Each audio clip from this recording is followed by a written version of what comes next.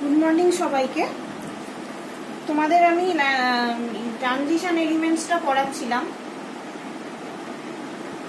Transition এলিমেন্টসে আজকে আমরা পড়ব আয়নীয় ভবন এনথালপি অর আয়োনাইজেশন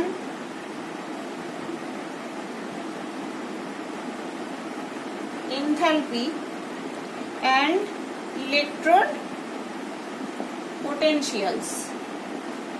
তাহলে কি আয়নীয় ভবন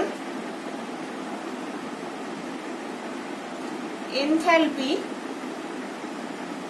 এবং তড়িৎদ্বার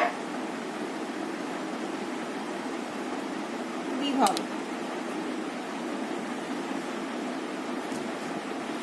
সন্ধিগত মৌলের আয়নীয় ভবন বিভবটা কিরকম হয় না, এস ব্লক আয়নীয় ভবন বিভবটা দিয়ে শুরু করছি। এস ব্লক মৌলের তুলনায় বেশি আর পি ব্লক মৌলের তুলনায় কম।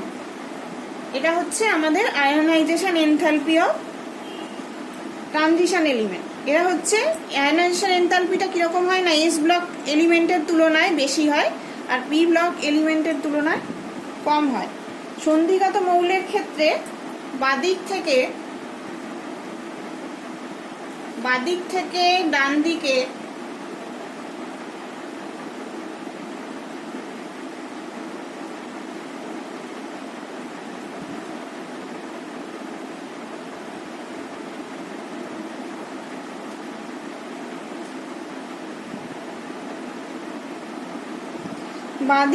ডান দিকে অগ্রসর হলে আয়নীয় ভবন বিভবের মান ক্রমশ বৃদ্ধি পায়।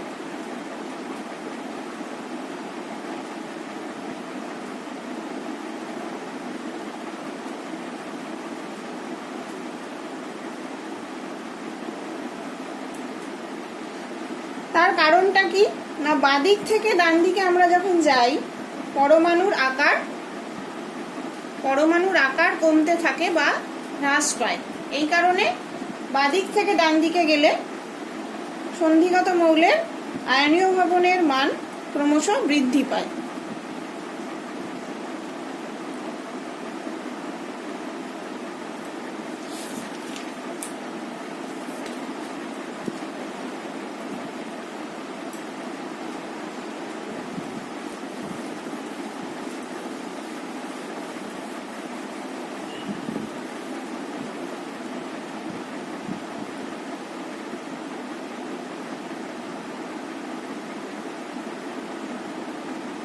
তাহলে দেখা যায় যে 5D সারির যে সন্ধিগত মৌলগুলো সেটার যে আয়নীয় ভবন শক্তির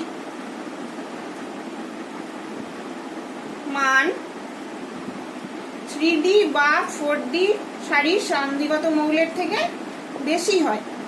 আমরা এক্সপেরিমেন্টালি দেখি, যেমন দেখো স্ক্যান্ডিয়াম 631 কিলোজুল পার মোল, এটা হচ্ছে 3D সারি।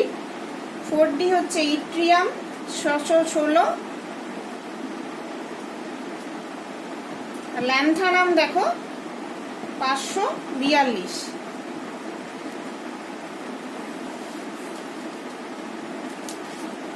এটা আমরা প্রথম এলিমেন্টগুলোর ক্ষেত্রে দেখলাম।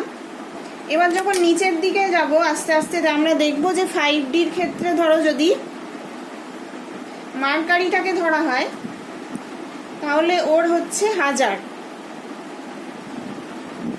জিঙ্কের ক্ষেত্রে যেটা 3D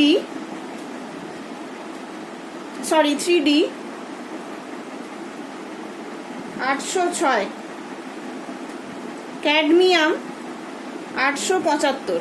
তাহলে 3D কম, তারপর 4D, তারপর 5Dর মানটা বেশি। সেটা কেন হয়?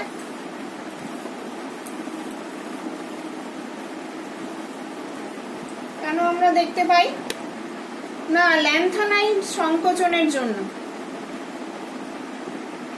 ল্যান্থানাইড সংকোচন আমি তোমাদের পরে পড়াবো ভালো করে। ল্যান্থানাইড সংকোচনের জন্য 5D সারি মৌলের কার্যকরী নিউক্লিয়াসের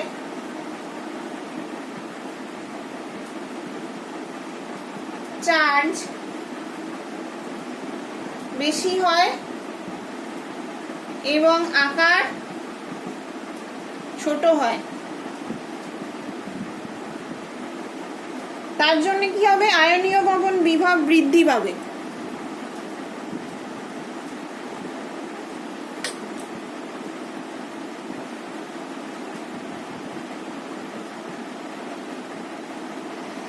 তাহলে কি হয় না, 5D সারির ক্ষেত্রে ল্যান্থানাইড সংকোচন হয়।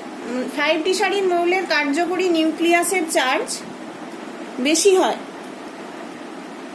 সংকোচনের জন্য, ল্যান্থানাইড সংকোচনের জন্য, এবং আকার তাই জন্য ছোট হয় এবং আয়নীয় বিভব তাই জন্য বৃদ্ধি পাবে।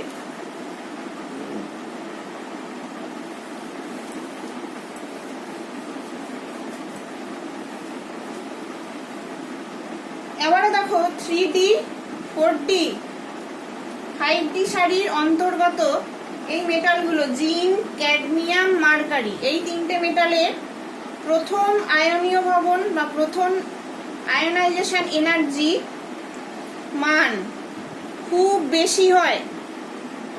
এটা কেন হবে না, এর কারণ এই সব মৌলের ইলেকট্রন বিন্যাস দেখো 3D10 4s2, জিঙ্কের ক্ষেত্রে, ক্যাডমিয়ামের ক্ষেত্রে 4D10 5s2, আর মার্কারির ক্ষেত্রে 5D10 6s2। তাহলে এরা খুব স্টেবল কনফিগারেশন। s অরবিটালের ক্ষেত্রে s অরবিটাল এবং n-1 কক্ষের d অরবিটাল ইলেকট্রন দ্বারা পরিপূর্ণ অবস্থায় থাকে। এরা সব পরিপূর্ণ অবস্থায় আছে। n-1 d10 ns2 পরিপূর্ণ অবস্থায় দুটো অরবিটাল আছে, সেজন্য এরা খুব সুস্থায়ী ইলেকট্রন বিন্যাস বলে এদের থেকে ইলেকট্রন বার করতে প্রচুর শক্তির প্রয়োজন হয়, তাই এদের আয়নীয় ভবনের শক্তির মান খুব বেশি হয়। আবার দেখো একটা গ্রাফ তোমাদেরকে আমি এঁকে দেখাচ্ছি।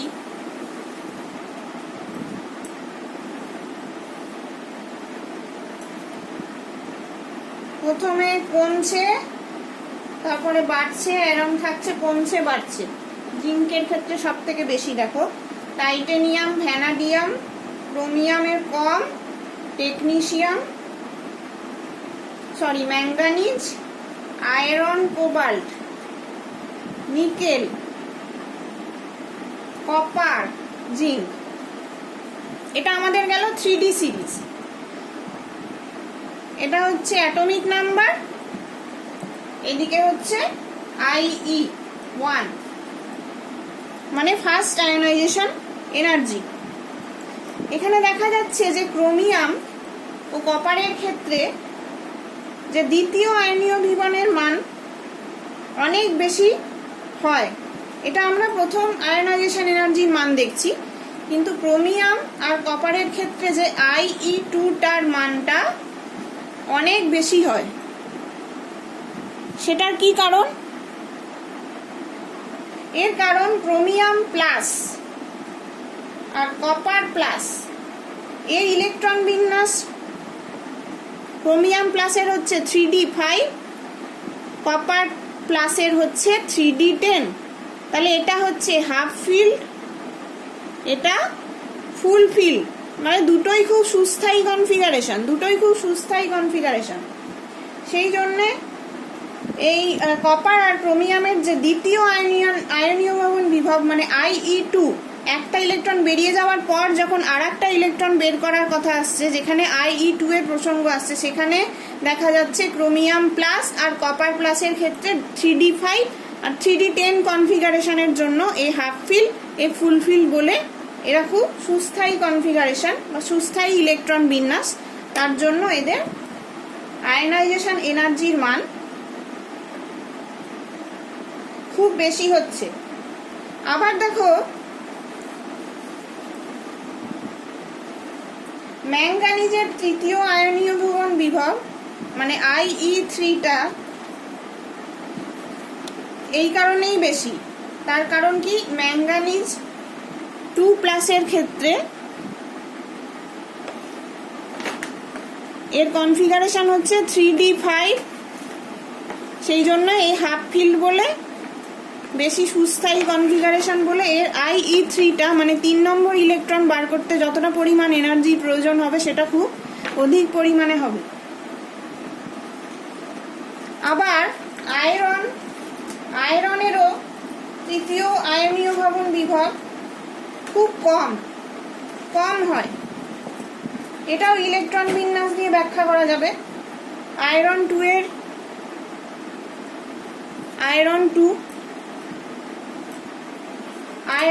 এর ইলেকট্রনিক কনফিগারেশন কত? Fe2+ এর ইলেকট্রন কনফিগারেশন 3d6, অর্থাৎ অর্ধপূর্ণ ডি অরবিটালের একটা ইলেকট্রন বেশি, অর্ধপূর্ণর থেকে একটা ইলেকট্রন বেশি হয়। সেই জন্য কি হয়, তাড়াতাড়ি একটা ইলেকট্রন ছেড়ে দিতে পারে, সেই জন্য বেশি পরিমাণ এনার্জি এর ক্ষেত্রে প্রয়োজন হয় না। এই একটা ইলেকট্রন ছেড়ে দিলে এর কনফিগারেশনটা 3d5 মানে সুস্থায়ী হয়ে যাবে। সেই জন্য এর IE3 মানটা কম হয় Fe2+ এর ক্ষেত্রে।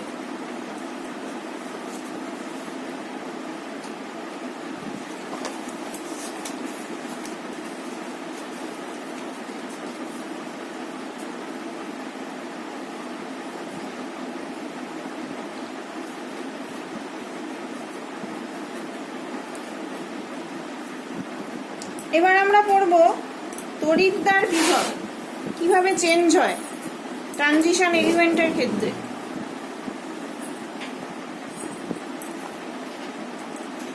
তড়িৎদ্বার বিভব আমরা জানি একটা মেটাল সলিড, একে আমরা অ্যাকুয়াস ফেজে নিয়ে যাচ্ছি, একটা ইলেকট্রন বাদ দিয়ে সে অ্যাকুয়াস ফেজে M+ অ্যাকুয়াস হিসেবে যাচ্ছে। বা আমরা এটাকে সাবলিমেশন এনার্জি প্রয়োগ করে সলিডটাকে গ্যাস ফর্মে নিয়ে যেতে পারি। আর আয়নাইজেশন এনার্জি দিয়ে একটা ইলেকট্রন বের করে M+ গ্যাসে নিয়ে যেতে পারি। ডেল্টা হাইড্রেশন এনার্জি দিয়ে M+ গ্যাসটাকে, যে আয়নটা সেটা জলীয় দ্রবণের মধ্যে এসে M অ্যাকুয়াস বা M+ হাইড্রেটেড এরকম একটা আয়ন তৈরি করে।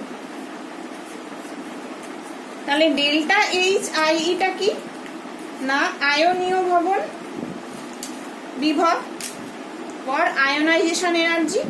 ডেল্টা H হাইড্রেশনটা কি না hydration enthalpy.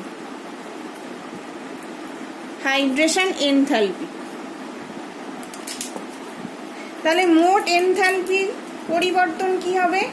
Delta HS plus delta HIE plus delta H hydration, এটা হবে আমাদের মোট এনথালপির পরিবর্তন।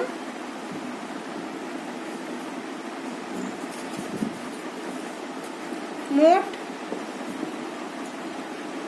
এনথালপির পরিবর্তন হবে এটা HS plus HIE plus H hydration. এইবার হচ্ছে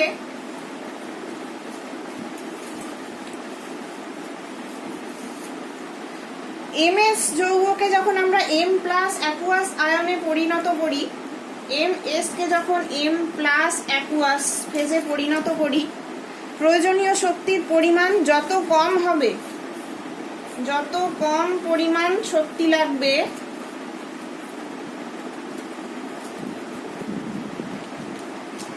ধাতব পরমাণুর M থেকে উৎপন্ন হাইড্রেটেড আয়ন M+ অ্যাকুয়াস, এটা হাইড্রেটেড আয়ন, এর স্থায়িত্ব তত বেশি হবে।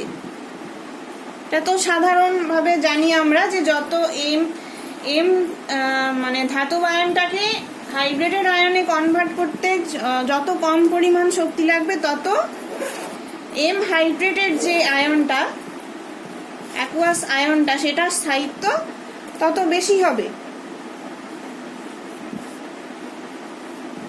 তাহলে এম এস হাইড্রেটেড আয়ন মানে যেটা আমরা বলছি এম প্লাস অ্যাকুয়াস লিখছি, এটা উৎপন্ন হওয়ার সময় মোট শক্তির পরিবর্তনকেই, এটা উৎপন্ন হওয়ার সময় এর মোট শক্তির পরিবর্তনকেই আমরা বলি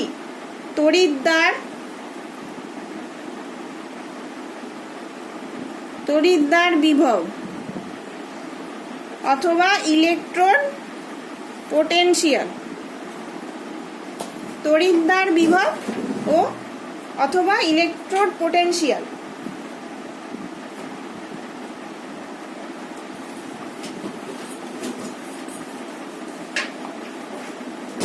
প্রমাণ তড়িৎদ্বার বিভব তোমরা ফার্স্ট সেম মনে হয় পড়েছো, ফার্স্ট সেমে পড়েছো ইলেকট্রোকেমিস্ট্রিতে, যেখানে প্রমাণ তড়িৎদ্বার বিভবকে আমরা E0 রিডাকশন বলে দেখাই।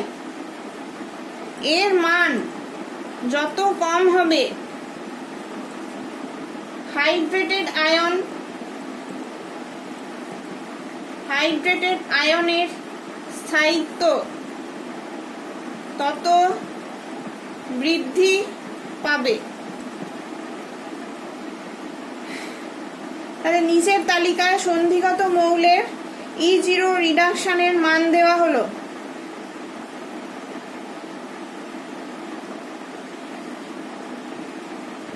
Scandium, titanium, vanadium, chromium, manganese, iron, cobalt, nickel, copper, zinc.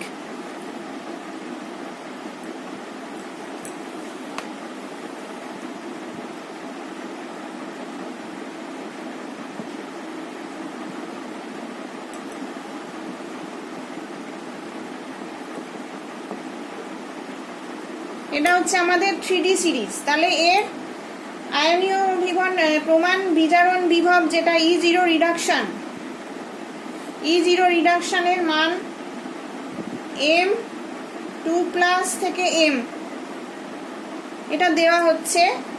টাইটেনিয়ামের ক্ষেত্রে -1.63, ভ্যানাডিয়ামের ক্ষেত্রে -1.18, ক্রোমিয়ামের ক্ষেত্রে -0.9, ম্যাঙ্গানিজের ক্ষেত্রে -1.18, আয়রনের ক্ষেত্রে -0.44, ক্রোমিয়ামের ক্ষেত্রে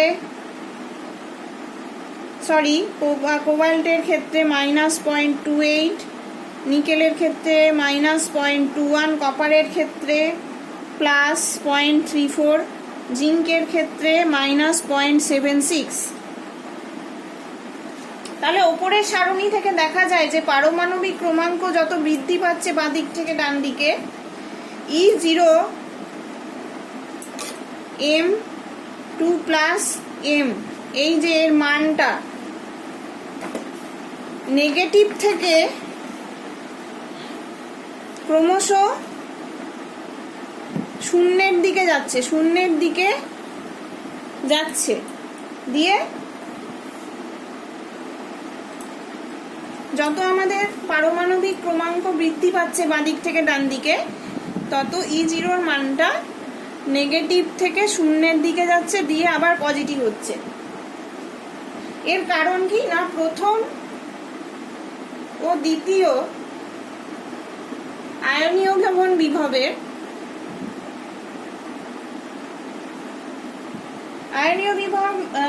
ভবন বিভবের মিলিত মান যেটা E1 plus IE1 plus IE2 এর মান ক্রমশ বৃদ্ধি পাওয়ায়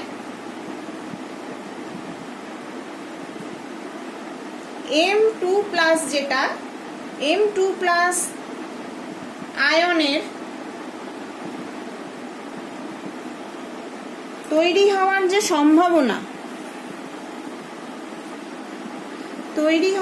সম্ভাবনা সেটা কমে যায়। যেহেতু এর যে যুক্ত মানটা বেড়ে যায়, তাই জন্য M+2 অ্যাকুয়াস এই আয়নটা তৈরি হওয়ার সম্ভাবনা কমে যায়। তার জন্য কি হয়, M2+ আয়নের স্থায়িত্ব কমে যায়।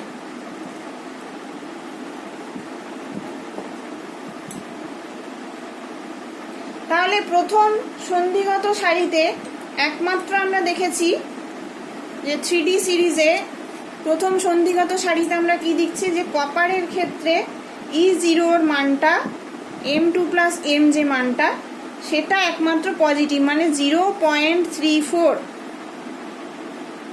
ভোল্টস।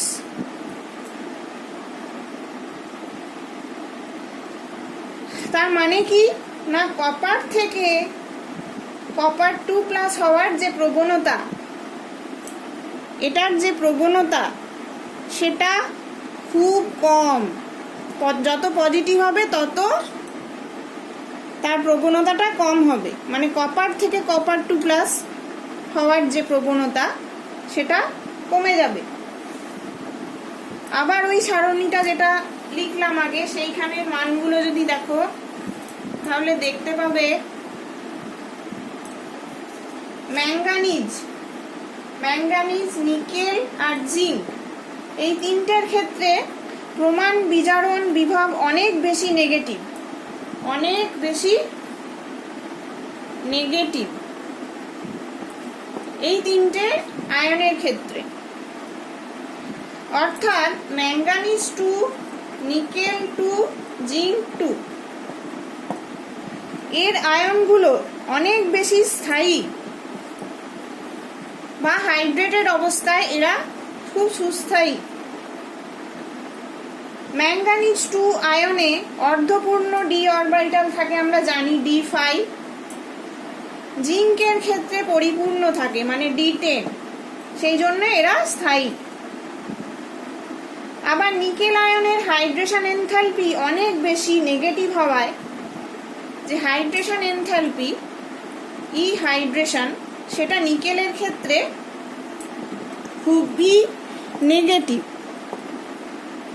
এর জন্য নিকেল 2 যে আয়নটা, মানে নিকেল 2 হাইড্রেটেড যে আয়নটা সেটা স্থায়িত্ব লাভ করে। সেই জন্য এরা খুব E0 মানটা এদের ক্ষেত্রে নেগেটিভ হয়। আবার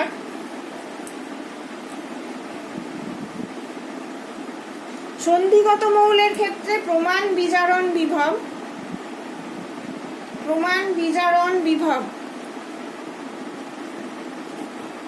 E0M2+ M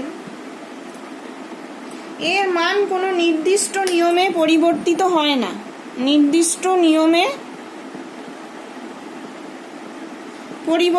হয় না, শুধু আমরা কয়েকটা স্পেশাল কেস পড়লাম যেটার কারণটা ব্যাখ্যা করা গেছে। আয়নীয় ভবন বিভব এবং ঊর্ধ্বপাতনের এনথালপির অনিয়মিত পরিবর্তনের জন্য এরকম হয়।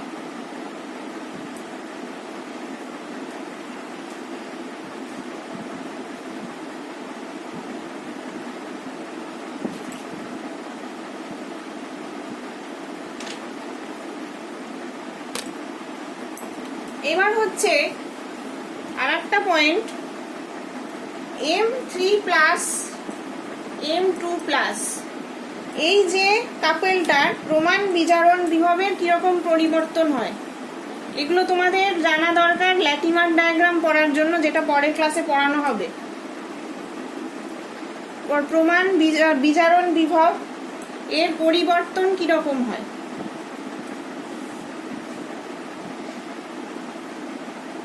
ওই আগের যে সারণীটা দেখালাম সেখান থেকে দেখা যায় যে E0 আগেরটায় আমি বলিনি, M2+ থেকে M বলেছিলাম, এবার M3+ থেকে M2+ এর মানগুলো পরপর বলবো। এটা স্ক্যান্ডিয়াম -0.37 হচ্ছে টাইটেনিয়ামের জন্য, -0.26 ভ্যানাডিয়াম, -0.41 ক্রোমিয়াম, না সরি 1.57 প্লাস 1.57 ম্যাঙ্গানিজ, আয়রনের ক্ষেত্রে প্লাস 0.77, কোবাল্টের ক্ষেত্রে প্লাস 1.97। এটা হচ্ছে M3 প্লাস M2 প্লাসের মান।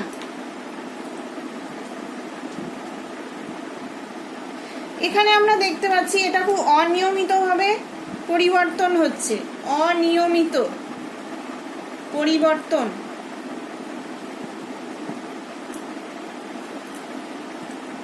এবারে এর মধ্যে আমাদের তিনটে জিনিস জানতে হবে।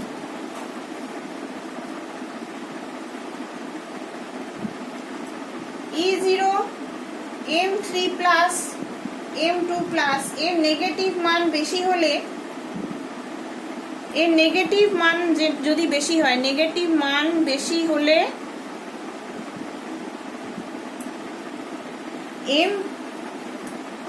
M2 প্লাস আয়নকে সহজে M3 প্লাসে পরিণত করা যাবে। প্রথম পয়েন্ট কি না, এই যে এর যে reduction potential M3 plus M2 plus, এর নেগেটিভ মানটা যত বেশি হবে তত M2 প্লাস আয়নকে সহজে M3 প্লাসে পরিণত করা যাবে।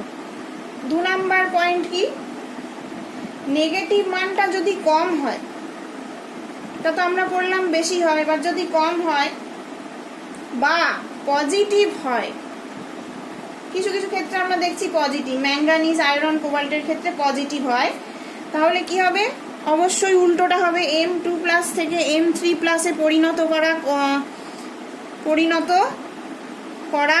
কষ্টসাধ্য হবে, কষ্টসাধ্য হবে। সন্ধিগত মৌলের ওপরে বা নিচের যে প্রমাণ বিজারণ বিভবের মান, সেগুলো সব দেওয়া হয়েছে, যেটা আমি আগের সারণীতে বলেছি। সেখান থেকে আমরা কি কি দেখতে পাচ্ছি না, কয়েকটা পয়েন্ট আমরা দেখতে পাচ্ছি। 1 নম্বর পয়েন্ট কি, স্ক্যান্ডিয়াম প্লাস 3, স্ক্যান্ডিয়াম 3 প্লাসের ইলেকট্রন বিন্যাস নিষ্ক্রিয় গ্যাসের মতো সুস্থির।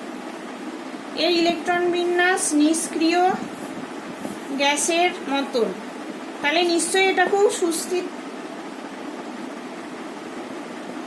এর জন্য স্ক্যান্ডিয়াম 3 প্লাসের স্থায়িত্ব খুবই বেশি। এর জন্য এক্ষেত্রে আমরা দেখছি কিছুই মান আমরা পাচ্ছি না, E0 স্ক্যান্ডিয়াম 3 থেকে স্ক্যান্ডিয়াম 2, এটা করাই যায় না। স্ক্যান্ডিয়াম 2 থেকে এর মান খুব কম হয়, তার কারণ স্ক্যান্ডিয়াম 2 থেকে স্ক্যান্ডিয়াম 3 খুব সহজেই পরিণত হয়ে যায় বলে E0 মান খুব কম হয়, খুব কম এনার্জি লাগে এটা করতে, কারণ স্ক্যান্ডিয়াম 3টার স্থায়িত্ব বেশি হয়।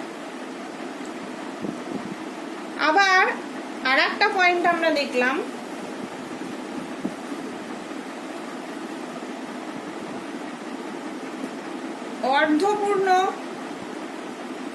অর্ধপূর্ণ ডি অরবিটালের উপস্থিতি থাকলে, যেটা আমরা দেখছি ম্যাঙ্গানিজ 2 প্লাস, এর ক্ষেত্রে হচ্ছে 3d5 মানে অর্ধপূর্ণ ডি অরবিটাল।